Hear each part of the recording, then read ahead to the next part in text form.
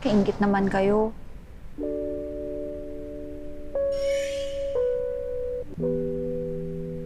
Sabi na nga ba, nandito ka lang eh.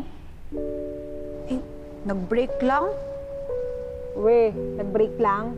Eh, obvious naman na nangangarap ka pa rin dyan, girl. Kahit forever mong tignan yung mga picture na yan, never ka magiging tao, okay? Wala ba talagang way? Wala nga. Kaya tigil-tigilan mo na yung pag-dream ng impossible dream dyan. Tara na, hinanap ka ni Santa. Tsaka may bagong dumating na elf. Tara. Ayoko nang gumawa ng regalo. Gusto ko na lang maging tao.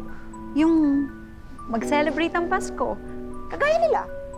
Diba kasama nila yung pamilya nila? Ba't mainggit, di ba? Huwag mo i-compare yung sarili mo sa iba. Tsaka, maging happy ka kung anong meron ka. Eh bakit ba kasi tayo naging elf? Wala tayong tatay, wala tayong nanay, wala tayong kapatid. O worse pa, wala tayong chance na magka-love life. Ayan tayo eh. Drama-drama ka pa dyan eh. Gusto mo lang magka-boyfriend. Uy, hindi ah. Gusto ko lang ng sarili kong pamilya.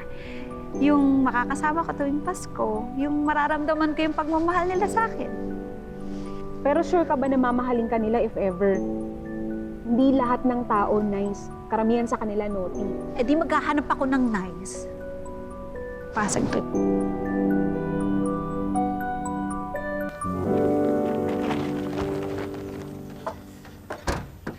Ate, wala na hong naiwan dun sa loob. Ito na po lahat. Anak, magkano ba lahat? Sandali po. 250 lang po, 250. 250. Naku, kulang ng 20 pesos to.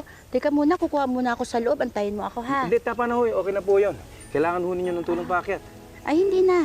Okay, salamat, ha? Sige, pamasko ko na po sa inyo. Merry Christmas po. Pagpalain ka naman ng Diyos, ha? Oo.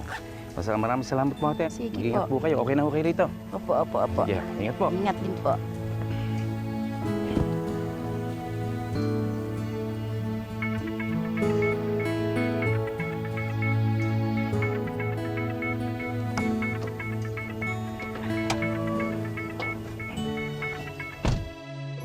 Hello, anak! Papa, nasa work ka po? Oo, nasa work pa rin ako. Anong kailangan mo, anak? Ipapakita ko lang po sana tong ginawa kong letter para kay Santa. Wow, anak, galing nga. Sana po i-grant ni Santa yung wish ko. Bakit, anak? Anong gusto mo? Gusto mo ng toys, laruan, ganyan? Gusto mo si Papa na lang ang bumili? Ano? Aba kung maka-offer ka, kala mo naman afford mo. Afford mo ba? Ito naman si Lisa, oh. Minamalit mo na naman ako sa laki kong ito. Alam mo, hindi mo ako madadaan sa joke-joke mo na yan. Huwag mo na pong awayin si Papa, Mama. Ang wish ko pa naman po ngayong Christmas. Sana magkakasama tayo ngayong Christmas and forever. Di ba nag-usap na tayo? Sabi ko naman sa'yo, hindi na kami magkakabalikan ng papa mo. Oh, annulled na kami. Ikaw naman, Lisa, napaka-killjoy mo. Yan mo, anak, miski hindi na kami magkasama ng mami mo, gusto ko lang malaman mo na nandito ako para sa'yo forever and ever and ever and ever. Okay? Isasend ko pa rin po para sure na magkakasama po tayo forever, Papa. Sige, anak. Pero paano papadala yan kay Santa? Sabi po ng friend ko, ilalagay lang daw po sa Christmas stocking. Tapos, makakarating na raw po sa North Pole. Isasend ko na po agad para mabasa na ni Santa.